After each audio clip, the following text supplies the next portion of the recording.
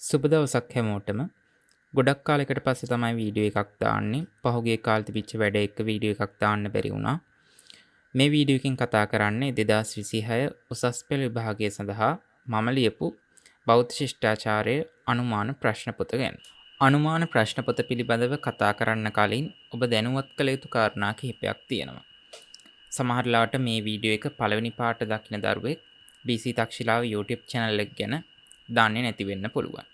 මම 2023 වර්ෂයේ ඉඳගෙන තමයි බෞද්ධ ශිෂ්ටාචාරයේ විෂය සඳහා අනුමාන ප්‍රශ්න ලබා දීම සිදු කරන්නේ.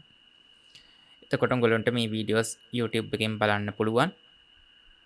මෙවර 2026 උසස් පෙළ විභාගය සඳහා අනුමාන ප්‍රශ්න පොතක් ලිවීම පිළිබඳව යම්කිසි කතාවක් තිබෙනවා. ඒ තමයි 2025 උසස් පෙළ විභාගයට මම අනුමාන ප්‍රශ්න පත්‍ර 3ක් නිකුත් කරා. ඒවා මම PDF විදිහට තමයි දුන්නේ. PDF 3ක් දුන්නා. මාකින් 3ක් එක්ක විචාරාත්මක ලකුණු දීමේ පටිපාටියත් එක්ක නිකම් ප්‍රශ්න විතරක් නෙමෙයි. මාකින් එකක් එක්ක තමයි ළමයින්ට දුන්නේ. ඒ ගත්තු ළමයින්ගෙන් ඇතැම් ළමයින් ඒවා බෞද්ධ ශිෂ්ටාචාරය උගන්වන ප්‍රසිද්ධ ගුරුවරුන්ගේ WhatsApp group වල පවා ෂෙයා කරලා තිබුණා. ඉතින් මේක නිසා තමයි ඇත්තටම කිව්වොත් මේ පාර පොතක් print කරන්න ප්‍රධානම හේතුව.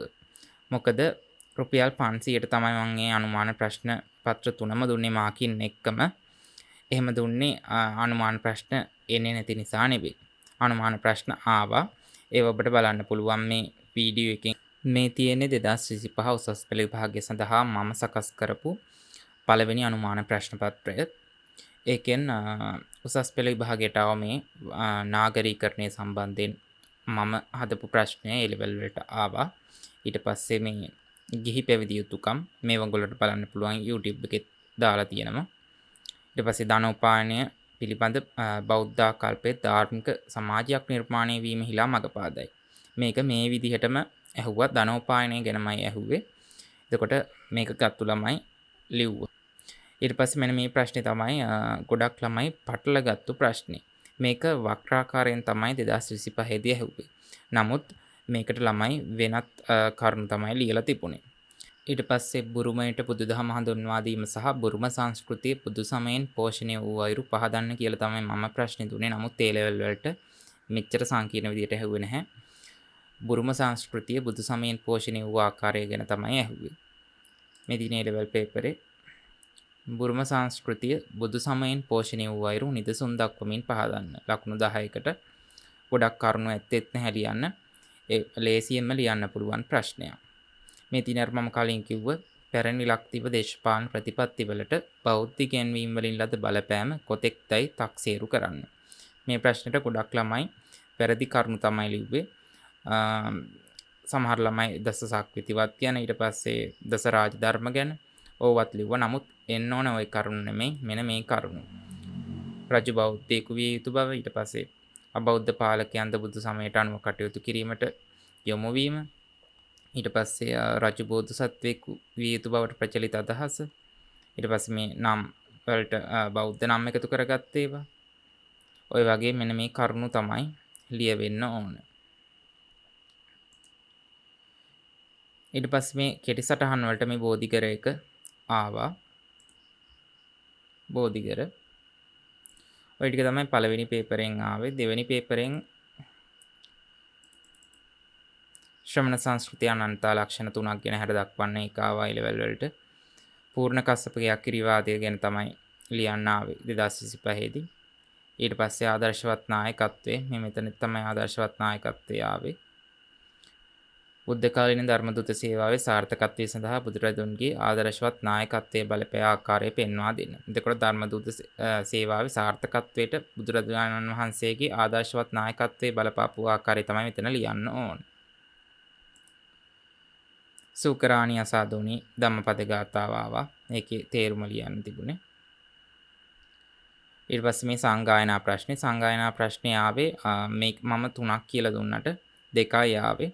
මම නිර්මාණාත්මක ප්‍රශ්නයක් තමයි කොහොමත් බලාපොරොත්තු වෙන්නේ. මොකද දැන් ප්‍රශ්න හදලා හදන්න ප්‍රශ්නත් නැහැ. ඒ නිසා ගොඩක් වෙලාවට නිර්මාණාත්මක ප්‍රශ්න තමයි පේපර් හදන ගුරුවරුන් නිර්මාණය කරන්නේ. එතකොට සංගායනා 3ක් එනවා කියලා කිව්ව 3ම දාලා ලියන්න එනවා කිව්වට ආවේ 2ක් දාලා ලියන්න. මම හිතන්නේ පළවෙනි එකයි තුන්වෙනි එකයිද කොහෙද ලියන්න ආවේ. පළමුව සහ තුන්වෙනි එක තමයි ආවේ. ඊට පස්සේ මේ දඹදෙනි කෝට්ටේ යුගවල සිංහල ගද්‍ය පද්‍ය සාහිත්‍ය බෞද්ධ ආభాසයෙන් පෝෂණය වූ ආකාරය. මෙහෙම ලකුණු 10ට මම ප්‍රශ්නයක් දුන්නට ආවේ. මම හිතන්නේ පූජාවලිය ගැන තමයි ආවේ ලියන්න ලකුණු 5කට. එතකොට මේකට දීපු මාකින් එකේ තිබුණා පූජාවලිය ගැන සටහනක්. ඒක බලාගෙන ගියා නම් ඔයගොල්ලන්ට ඒක ලියන්න තිබුණා. ඊට පස්සේ තුන්වෙනි පේපර් එක.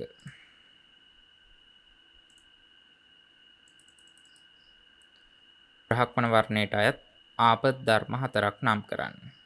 ඒක තමයි මම හිතන්නේ මුලින්ම අහපු ප්‍රශ්නේ.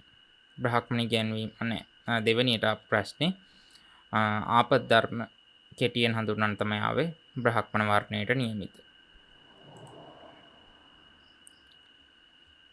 ඊට පස්සේ මේ සප්තපරිහානීය ධර්ම ලකුණු 10කට ආවා. 2022ත් ආව ගොඩක් දෙනෙක් අනුමාන කරෙත් නැහැ.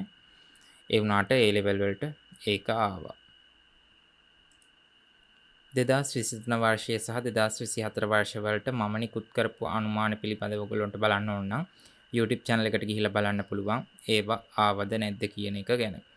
මේ වීඩියෝ එකේදී මම මේ ගැන කතා කරන්න යන්නේ නැහැ. මොකද වීඩියෝ එක ගොඩක් තික් වෙන නිසා. අපි දැන් කතා කරමු 2026 වර්ෂය සඳහා මම ලියපු බෞද්ධ ශිෂ්ටාචාරයේ අනුමාන ප්‍රශ්න පොත ගැන. 2026 අනුමාන ප්‍රශ්න පොතේ අන්තර්ගතය ගැන කතා කරොතින් පළවෙනියටම මෙතෙක් නොඇසූ බහුවර්ණ ප්‍රශ්න 200ක් මේ අනුමාන ප්‍රශ්න පත්‍ර පොතේ අන්තර්ගත වෙනවා. ඒ කියන්නේ එක් පේපර් එකකට MCQ 50 බැගින් 4ක් තමයි පේපර් 4ක් තියෙනවා. මේ MCQ 200 අන්තර්ගත වෙන්නේ.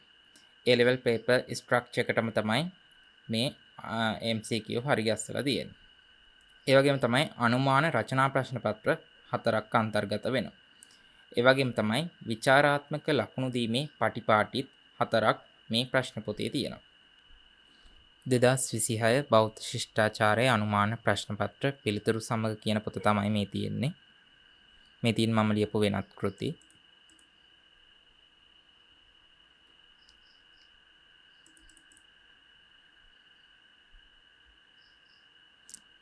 තාම පොත රෙජිස්ටර් කරලා නැහැ. මොකද පොතේ පිටු ගාන තවම නිශ්චිත කරලා නැති නිසා තාම මේ පොත ටයිප් කරන ගමන් තමයි තියෙන්නේ. මම නෙමෙයි මේ පොත ටයිප් කරන්නේ. ඒකයි මේ පිටු 45ක් තියෙන්නේ. නැත්නම් පොතේ පිටු 45ක් නෙවෙයි තියෙන්නේ. පොතේ පිටු 180ක් විතර වේවි. තාම පොත ටයිප් කරන ගමන් තියෙන්නේ. ප්‍රශ්න හරි ගස්සලා ඉවරයි. පිදුම ඊට පස්සේ මේ පෙරවදන පටුනේ මේවා තාම හරි ගස්සලා නැහැ. මේ තියෙන බෞද්ධ ශිෂ්ටාචාරයේ ප්‍රශ්න පත්‍රයට පිළිතුරු සැපීමේදී සැලකිලිමත් විය යුතු කරුණු. මේවා මම හරි ගස්සපු නීති නෙවෙයි. මේ අධ්‍යාපන අමාත්‍යාංශයේ ආගමික හා සාරධර්ම ශාඛාවෙන් BC කරන ඔයාලා වෙනුවෙන් සකස් කරපු සැලකිලිමත් විය යුතු කරුණු තමයි මේ තියෙන්නේ.